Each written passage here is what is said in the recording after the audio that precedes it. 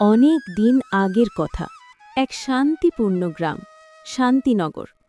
সেই গ্রামে বাস করত এক পরিশ্রমী কিন্তু দরিদ্র কৃষক, রতন। তার পরিবারে ছিল শুধু সে আর তার একমাত্র ছেলে মিলন। রতনের জীবনের সবচেয়ে বড় স্বপ্ন ছিল তার ছেলেকে পড়াশোনা শিখিয়ে মানুষ করা। তাই সে নিজের জমি বিক্রি করে মিলনকে শহরে পাঠিয়েছিল পড়তে। মিলন ছিল খুবই বুদ্ধিমান, শান্ত স্বভাবের আর পরিশ্রমী ছেলে। কিন্তু তার পাশের গ্রামে বাস করত তর্পনারায়ণ নামে এক ধূর্ত ও লোভী জমিদার। তার একটাই স্বভাব, গরিব কৃষকদের নানা মিষ্টি কথায় ফাঁসিয়ে নিজের লাভ করা। সে প্রথমে চাষিদের কাছে নিজের জমি ভাড়ায় দিত, তারপর এমন সব শর্ত দিত যাতে পরিশ্রম করত চাষিরা আর ফল পেত সে নিজে। এই গরিব চাষিদের জীবনটাই বড় মজার। সারাদিন রোদে পড়ে কাজ করে, ঘামে ভিজে যায়, তবু দুই বেলা পেট ভরে খেতে পায় না। আর আমি শুধু নির্দেশ দিই আর আরাম করি। কাজ করে ওরা আর ফল পাই আমি। এই জন্যেই বলি, বুদ্ধি থাকলে হতে হয় তর্পনারায়ণের মতো, না হলে সারা জীবন মাটি খুঁড়ে মরতে হয়। আপনি ঠিকই বলেছেন হুজুর। এই এলাকার সব কিছু আপনার ইচ্ছাতেই চলে, আপনার কথার বাইরে কেউ নড়ে না। তাই তো, আমি এই গ্রামের রাজা। আমি এমনভাবে চুক্তি করি, পরিশ্রম করে চাষিরা আর ফসল পাই আমি। জমিদার তার চাকরের সঙ্গে এসব কথা বলছিল। এমন সময় সেখানে হাজির হল এক গরিব কৃষক, নাম তার রতন। মুখে চিন্তা, চোখে অনুরোধ।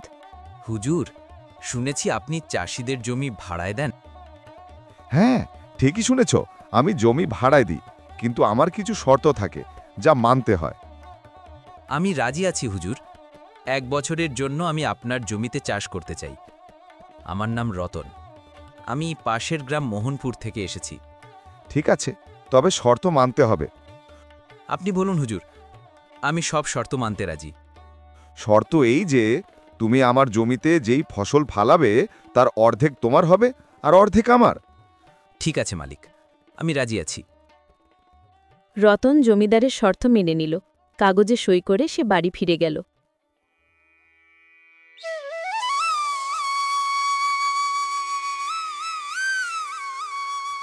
পরদিন ভোরে সে খেতে গেল, হাতে কোদাল, মনে আশা। এই জমিটা এখন আমার দায়িত্ব। পরিশ্রম করলে নিশ্চয়ই ভালো ফসল পাব। আমার ছেলের মুখের হাসিটাই এখন আমার একমাত্র শক্তি। দিন যায়, মাস যায়। রতন সকাল থেকে রাত পর্যন্ত খেতে কাজ করে, ঘাম ঝরায়, পরিশ্রম করে। কয়েক মাস পর মাঠ ভরা গমের ফসল দুলে উঠল। সোনালি রোদে ঝলমল করছে শস্যের ঢেউ। রতনের মুখে হাসি ফুটল। সে মনে মনে বলল, এবার হয়তো আমার ভাগ্যও সোনার মতো ঝলমল করবে। রতনের মাঠ ভরা ফসলের খবর ছড়িয়ে পড়ল সারা গ্রামে। সেই খবর পৌঁছে গেল জমিদার তর্পনারায়ণের কানেও। মালিক, আপনি কি শুনেছেন? আজ রতন তার ফসল কাটছে। এবারের ফসল খুব ভালো হয়েছে। পুরো মাঠ সোনালি ধানে ভরে গেছে। হয়তো এখনই সে কাটাইও শুরু করে দিয়েছে। তাহলে চলো দেখে আসি। জমিদার রতনের মাঠের দিকে রওনা দিল। মাঠে পৌঁছে দেখতে পেল রতন ঘামে ভেজা শরীরে কোদাল হাতে কাজ করছে। মুখে মিশে আছে পরিশ্রম আর আশার আলো। এইবার ধানের ফলন বেশ ভালো হয়েছে। জমিদারকে অর্ধেক দেওয়ার পরেও আমার ভাগে অনেকটা থেকে যাবে। এবার নিশ্চয়ই মিলনের জন্য কিছু টাকা জমিয়ে রাখতে পারব। ফসল দেখছি খুব ভালো হয়েছে। হ্যাঁ হুজুর, এ ফলনের পেছনে আমার রক্ত ঘাম জড়ানো আছে। আমি রাত দিন খেটেছি, তাই ফলও এত ভালো হয়েছে। যা তা বলবি না, এটা আমার উর্বর জমির কামাল। জমি এমনই উর্বর, তুই কাজ না করলেও ফলন ভালোই হতো। হুজুর, জমি যতই উর্বর হোক, পরিশ্রম না করলে ফলন আসে না। আমি আমার সমস্ত শ্রম দিয়েই এই ফসল ফলিয়েছি। চুপ থাক। পরিশ্রম তো ভাড়ার চাষিরাও করে, কিন্তু ফসল তারই হয় যার জমি। যাকগে, এখন তাড়াতাড়ি আমার ভাগ দে। আমার হাতে বেশি সময় নেই, অনেক জায়গায় যেতে হবে। এই বলে জমিদার রতনের সেরা ফসলগুলো তুলে নিল নিজের গাড়িতে। আর খারাপ মানের ছোট দানার ফসলগুলো রেখে দিল রতনের ভাগে। হুজুর, আপনি যদি সব ভালো ফসল বেছে নিয়ে যান তাহলে কেমন করে হবে? ফসল তো ভালো খারাপ মিলিয়েই হয়, ভাগটাও ভালো খারাপ মিলিয়েই করা উচিত। চুপ কর! ভুলে যাস না, এই জমি আমার। এই জমির সমস্ত ফসলের ওপর আমার অধিকার। তাও তোকে এর অর্ধেক দিচ্ছি, এতে সন্তুষ্ট থাক, নইলে এটুকুও পাবি না। এই কথা শুনে রতন স্তব্ধ হয়ে দাঁড়িয়ে রইল, চোখে জমে উঠল নীরব বেদনার জল। এক মুহূর্তে তার সব স্বপ্ন ভেঙে চুরমার হয়ে গেল। হে ভগবান, এত কষ্ট করে ফসল ফুলিয়ে হাতে এত সামান্য ফল জুটল। আমরা গরিবরা শুধু পরিশ্রম করি আর লুটে নেয় এই জমিদারের মতো ধনীরা। কবে আমার নিজের জমি আবার হবে? কবে আমাদের জীবন বদলাবে? মাস গড়াল, রতনের দিনগুলো আগের মতোই কষ্টে কাটতে থাকল। অল্প আয়, অটল টানাপড়ন আর প্রতিবার জমিদারের তাচ্ছিল্য, এইভাবেই দিন কেটে যাচ্ছিল। একদিন রতনের শরীর খুব খারাপ হলো। খবর পেয়ে শহরে পড়াশোনা করা তার ছেলে মিলন গ্রামে ফিরে এলো। গ্রামের অবস্থা দেখে মিলনের মনে গভীর কষ্ট হল। সবার মুখে ক্লান্তি, চোখে উদ্বেগ। বাবা, আমাদের গ্রামের এই অবস্থা কেন? সবাই এত দুশ্চিন্তায় কেন? কি হয়েছে এখানে? এই গ্রামে গরিব চাষিরা সবসময় কষ্ট পায়। জমিদার তর্পণ নারায়ণের মতো লোকেরা আমাদের পরিশ্রমের ফল নিজেদের করে নেয়। আমাদের নেই জমি, নেই নিরাপত্তা। আমরা শুধু ঘাম ঝরাই আর ক্ষুধার সঙ্গে লড়াই করি। বাবার কথা শুনে মিলন দৃঢ়স্বরে বলল, বাবা, আর এমন চলতে দেওয়া যাবে না। আমি শহরে পড়ে জেনেছি কিভাবে অন্যায়ের বিরুদ্ধে লড়তে হয়। কাল থেকেই আমি তোমার জায়গায় মাঠে কাজ করব, আর এই জমিদারকে তার নিজের শর্তেই হারিয়ে তাকে শিক্ষা দেব।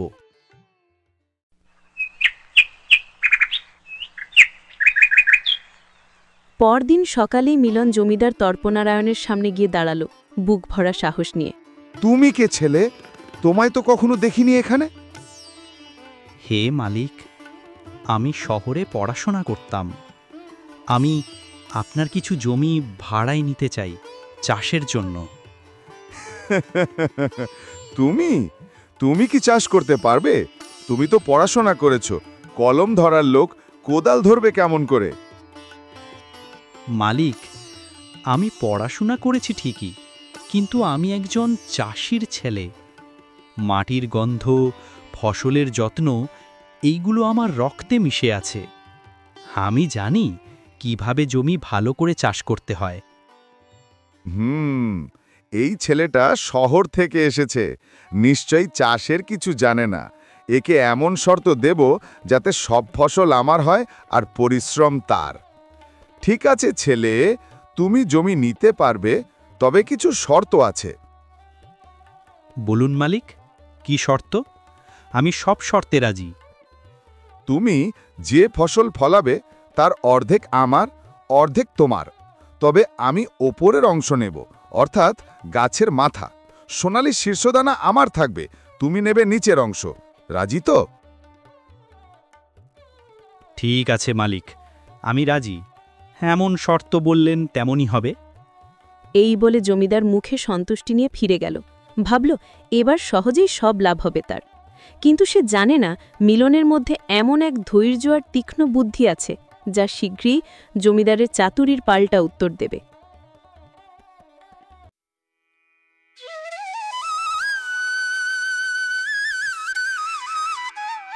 পরের দিন থেকেই মিলন মাঠে কাজ করা শুরু করল, কিন্তু সে তার বাবার মতো ধানের চাষ করেনি। সে অন্য কিছু চাষ করার সিদ্ধান্ত নিল। মাসখানেক পর মাঠভরা ফসল ফলল। এবারের ফসল খুব ভালো হলো।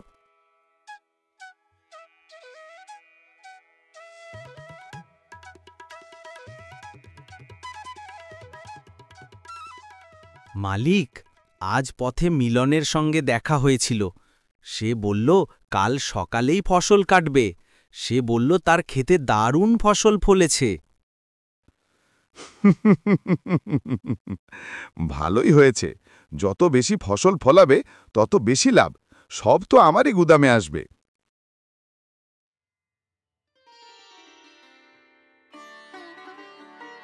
পরের দিন সকালে জমিদার মিলনের মাঠে এলো। দূর থেকে ফসল দেখে অবাক হয়ে গেল সে। মিলন এইবার আলুর চাষ করেছিল, যা মাটির নিচের ফসল। আহারে মিলন, এগুলো কি? তুমি আলুর ফসল ফলিয়েছ? হ্যাঁ মালিক, আলুর চাষই করেছি। যাক, এখন আর দেরি না করে ভাগটা করে নেওয়া যাক। উপরের অর্ধেক আপনার আর নিচের অর্ধেক আমার। আরে মালিক, এটা তো ধান বা গম নয়, এটা তো আলু। ওপরের অংশে শুধু ঘাস আর গাছের ডাঁটা, আর নিচেই তো আসল ফসল। তোমাকে আলুর ফসল ফালাতে কে বলেছিল? তুমি কি আমাকে জিজ্ঞাসা করেছিলে যে আমার জমিতে আলুর চাষ করতে পারবে কিনা? কিন্তু মালিক, আপনি তো একবারও বলেননি যে আলুর চাষ করা যাবে না। আমি শুধু ফসলের ভাগের শর্ত বলেছিলেন। আমি সেই শর্ত মেনেই এমন ফসল বেছেছি যা আমার জন্য ভালো হবে। আমি আপনার কোনো শর্ত ভাঙিনি মালিক। আপনি আপনার অংশ নিয়ে যান। এই ঘাস আর গাছের ডাঁটা দিয়ে আমি কি করব বলো? সব আলুই তো তুমি নিয়ে নিলে। মালিক, আমি কিছু জানি না। আপনাকে আপনার প্রাপ্য অংশ থেকে বঞ্চিত হতে দেখতে পারবো না। আপনি আপনার অংশ, মানে ওই উপরের ঘাস ডাঁটা নিয়ে যান। এইভাবে নিজের বুদ্ধিতে মিলন চতুর জমিদারকে তার নিজের শর্তেই ফাঁদে ফেলল। সব আলু ঘরে তুলে নিল আর শুকনো ঘাসপাতা রেখে গেল জমিদারের জন্য। মালিক, সারা গ্রামে কেউ কোনোদিন আপনাকে ফাঁকি দিতে পারেনি, আর আজ রতনের ছেলে মিলন আপনাকেই ঠকিয়ে দিল। এই ছেলেটা আমাকে ঠকাবে না, ওকে আসতে দাও। এইবার এমন শিক্ষা দেব যাও জীবনে ভুলতে পারবে না।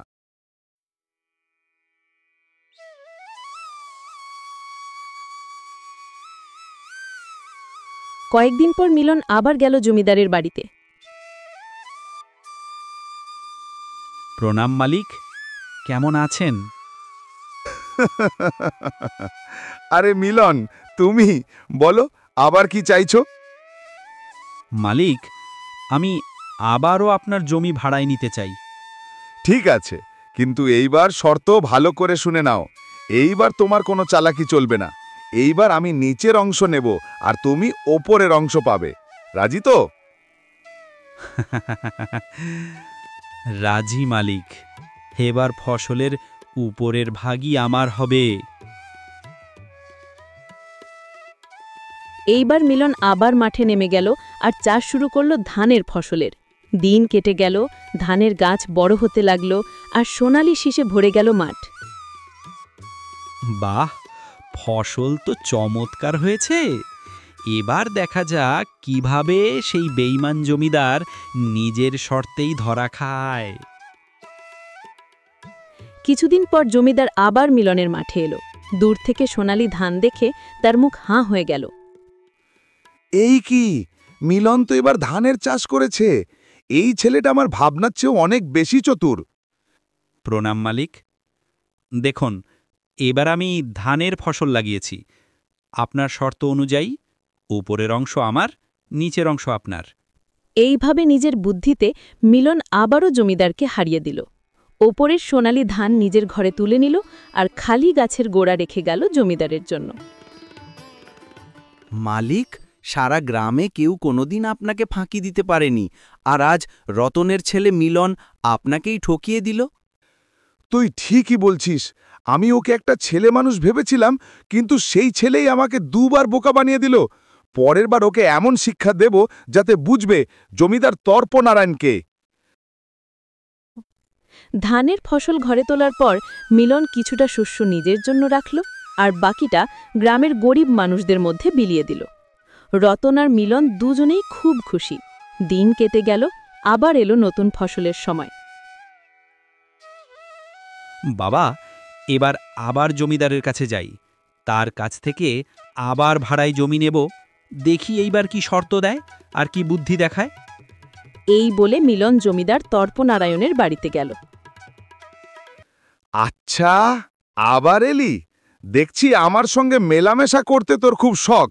তুই যেন ভুলে যাস না, আমি কিন্তু এই গ্রামের জমিদার তর্পনারায়ণ। আমার সঙ্গে চালাকি আমি মেনে নি না। মালিক, আমি তো কোনো চালাকি করি না। আমি এক গরিব চাষির ছেলে।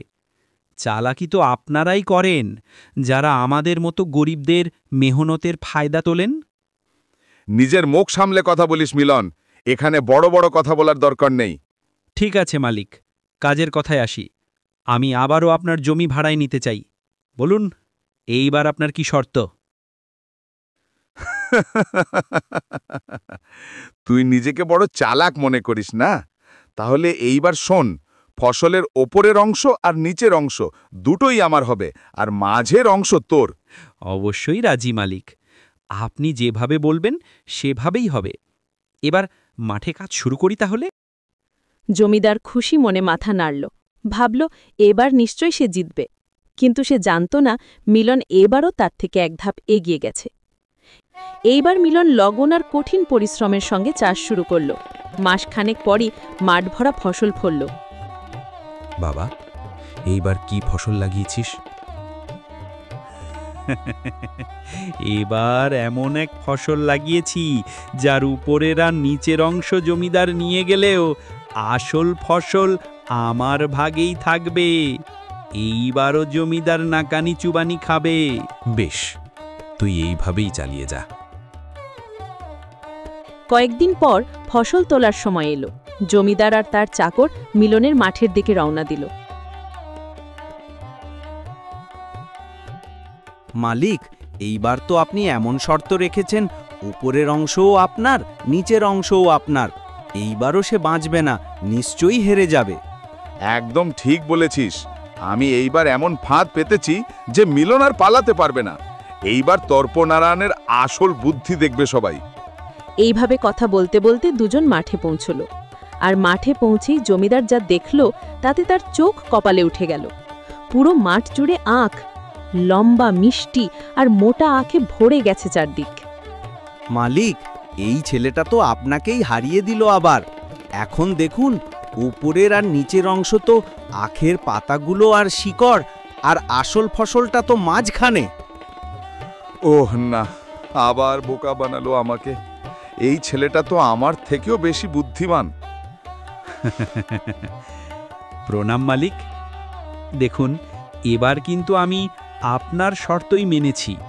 উপরের অংশ আপনার, নিচের অংশও আপনার, আর মাঝের অংশ শুধু আমার।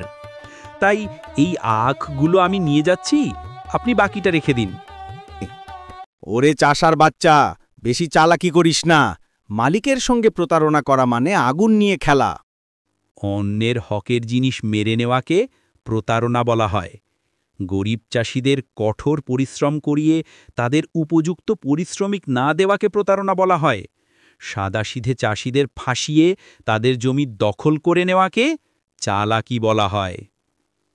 আমি যা করেছি তাকে চালাকি বলে না, তাকে প্রতিরোধ বলা হয়। আমি শুধু বুদ্ধি খাটিয়ে নিজেকে প্রতারণার হাত থেকে বাঁচিয়েছি। আসল প্রতারক আপনারা, যারা গ্রামের গরিব চাষিদের রক্ত ঘামে খেয়ে বাঁচেন। আপনাদের জন্যই এই গ্রামে তো উর্বর হয়েও চাষিদের খিদে তুই পেতে এইবার সীমা ছাড়িয়ে গেছিস। আমরা চাইলে তোকে এখনই এই গ্রাম থেকে বের করে দিতে পারি। থামো, ওর কথা ঠিক। আসলেই আমরা পাপ করেছি, আর এ আমাদের পাপেরই ফল। আমরা এতদিন গরিব চাষিদের ঠকিয়েছি, তাদের পরিশ্রমের মূল্য দিইনি। আজ প্রথমবার কোনো গরিবের হাতে আমরা হেরেছি, আর এই ছেলেটাই আমাদের চোখ খুলে দিয়েছে। আমাকে ক্ষমা করো বাবা, আমরা লোভে পড়ে সঠিক আর ভুলের মধ্যে পার্থক্য করতে পারিনি। কিন্তু আজ আমি ঘোষণা করছি, সবাইকে তাদের জমি ফিরিয়ে দেওয়া হবে, আর কাউকে আর তার পরিশ্রমিক থেকে বঞ্চিত রাখা হবে না। অমন বলবেন না জমিদার মশাই। আপনি আমার গুরুজন, এই গ্রামের অভিভাবক। আপনি আমার কাছে ক্ষমা চেয়ে আমাকে ছোট করবেন না। বাহ বাবা, তুমি সত্যিই একজন ভালো মানুষ। আজ থেকে আমি আমার প্রজাদের নিজের সন্তানের মতো খেয়াল রাখব। কাউকে কষ্ট দেব না, অন্যায় করব না। এই গ্রামের প্রতিটি ঘরে আবার সুখ ফিরবে। সেদিন থেকে জমিদার তর্পনারায়ণ তার মন বদলে ফেলল। সে গ্রামের চাষিদের জমি ফিরিয়ে দিল, আর কখনো কারো সঙ্গে অন্যায় করল না। মিলনের বুদ্ধি, সাহস আর সততা সেই গ্রামকে অন্যায়ের হাত থেকে মুক্ত করল। আর গ্রামের মানুষরা চিরদিন মনে রাখল, চালাকি দিয়ে নয়, সততা দিয়েই সত্যিকারের জয় হয়।